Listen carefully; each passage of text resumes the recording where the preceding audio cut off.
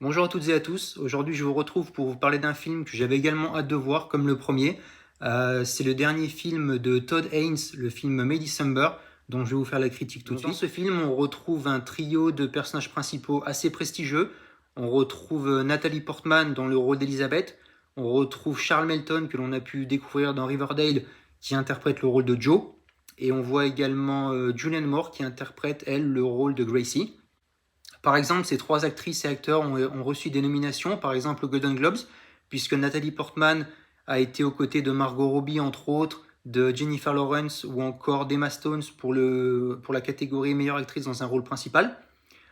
Charles Melton, lui, a été nommé dans la catégorie meilleur second rôle, par exemple aux côtés de Ryan Gosling, de Willem Dafoe ou encore de Robert Downey Jr., tandis que Julianne Moore faisait face, elle, de son côté, à des actrices comme Emily Blunt, comme Jodie Foster ou encore comme Rosamund Pike pour recevoir la statuette de la meilleure actrice dans un second rôle. Malheureusement, elle ne l'a pas remporté, d'ailleurs aucun des trois ne l'ont remporté. Donc dans ce film, on va suivre les deux personnages de Joe, donc interprété par Charles Melton, qui est en couple avec le personnage de Gracie, interprété par Julianne Moore. Donc ces deux personnes ont un passé très troublant et très mystérieux, dont on ne va pas avoir les tenants les aboutissants au départ. On va suivre également le personnage de Elizabeth, interprétée par Natalie Portman, qui est en fait une actrice qui vient vivre aux côtés de Gracie et de Joe, du couple, puisqu'elle va elle va tourner dans un film qui va justement parler de l'histoire de ce couple.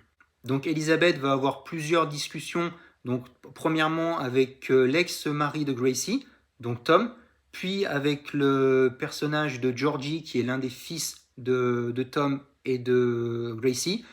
Et on va apprendre, par le biais de ces deux personnages, comment la relation entre Gracie et Joe a commencé et quels ont été les tenants, les aboutissants de cette histoire. Donc Elisabeth va continuer ses recherches. Elle va se rendre dans l'animalerie, là où Gracie et Joe ont eu leur première liaison.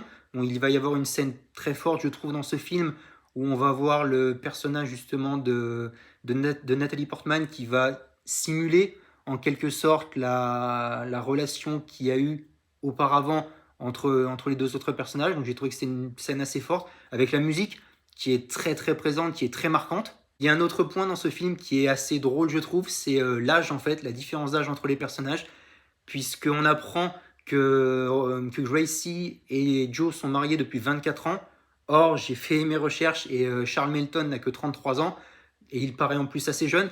Donc c'est vrai que ça paraît totalement improbable que les deux soient mariés depuis 24 ans malgré leur différence d'âge. Il y a une autre scène marquante, je trouve, dans ce film, c'est lorsqu'Elisabeth se rend dans son ancienne école et elle fait face à ses actuels élèves qui vont lui poser tout un tas de questions sur sa vie depuis qu'elle est devenue célèbre, depuis qu'elle est devenue une actrice. J'ai trouvé que c'était très bien l'échange entre les nouveaux élèves qui au départ se moquent un petit peu d'elle tout en la respectant. Donc j'ai trouvé ce passage très fort, notamment quand elle parle de ces scènes de sexe, et elle n'en a pas honte, au contraire. Donc j'ai trouvé que c'était assez marquant. Sachant que dans ce film, il y a un fil conducteur, puisqu'on voit le personnage de Joe qui envoie des textos à une personne, qui en reçoit également en retour, mais on ne sait pas du tout quelle est cette personne. Et même à la fin, je vous le dis, on ne sait pas qui c'est, mais c'est vrai que c'est très intriguant. Il y a un autre point de vue intéressant dans ce film, c'est qu'il y a un véritable mystère sur l'histoire de ce couple en fait. On sait qu'il s'est passé quelque chose, on sait par exemple que ça a fait la une du New York Times, mais on ne sait pas en fait, on n'en sait pas plus. Donc on reste vraiment sur notre fin en quelque sorte, mais ce mystère est très bien préservé et je trouve que c'est un des points forts du film. D'ailleurs, il n'y a toujours pas d'explication, même à la fin du film. On ne sait toujours pas pour quelle raison le personnage d'Elizabeth est venu rencontrer le couple pour pouvoir interpréter le personnage de Gracie. On n'en sait pas plus. Le film est fascinant malgré tout, mais c'est vrai qu'on n'a pas plus de réponses que ça, même à la fin du film. Et c'est vrai que ce film est un mélange entre une drame et une comédie, puisqu'il y a des scènes, par exemple, des scènes très drôles. La scène où on voit le personnage de Joe qui fume pour la première fois, et c'est l'un de ses fils qui lui apprend à fumer, donc c'était une scène plutôt drôle. Et il y a par exemple une scène, je ne sais pas si c'est une scène dramatique, mais une scène que j'avais vu venir de très loin. Je pense comme vous, c'est la scène de sexe entre Nathalie Portman et Charles Melton. C'était une scène que j'attendais depuis le début. J'étais persuadé qu'elle allait arriver. Et c'est vrai qu'elle a son apport malgré tout au film et j'ai trouvé la scène plutôt intéressante. Il y a ce monologue à la fin du film de Nathalie Portman que je trouve très fort, qui dure plusieurs secondes, peut-être même plusieurs minutes, où on voit le personnage prendre vie et prendre la place du personnage de Gracie. Donc pour conclure, je trouvais que ce film May December est un film extraordinaire, vraiment.